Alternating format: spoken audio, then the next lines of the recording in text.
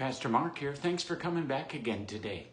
Today we're going to hear from Paul, the Apostle Paul, writing from prison, and he's writing to the church in Philippi. This is from Philippians chapter 1, starting in verse 21. For to me living is Christ, and dying is gain. If I am to live in the flesh, that means fruitful labor for me.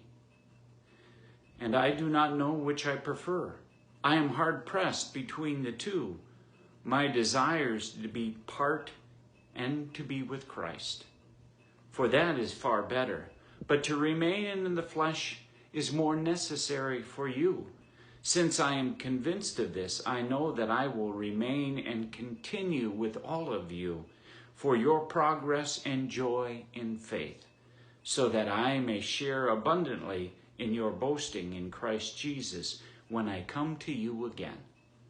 Only live your life in a manner worthy of the gospel of Christ, so that whether I come to you or whether I am absent, I hear about you, and I will know that you are standing firm in one spirit, striving side by side with one mind for the faith of the gospel, and are in no way intimidated by your opponents. For them this is evident of their destruction, but of your salvation, and this is God's doing. For he has graciously granted you the privilege not only of believing in Christ, but for suffering with him as well. There's a community aspect to this text. Paul is writing from prison, hard times. And that's kind of what's going on now with the pandemic, the political unrest. Maybe we have some personal issues going on and we wonder, how can we go on? But we go on for the good of the community. We are Christ's eyes and ears and arms in our community. We are Christ to one another. So it's for the good of the community that we all continue on. We all vote.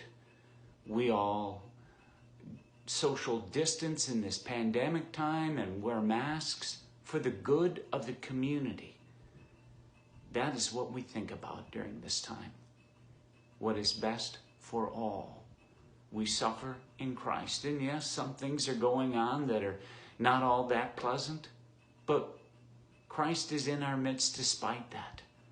So find something good in each day that you can celebrate. Give thanks each day. Tell someone you love them and pray constantly. It's all about the community. We as Christians do our best for others.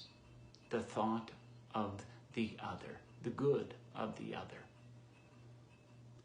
So think about those things. Stay well, stay safe. We're not together physically, but we are spiritually. And God is active even in this pandemic time.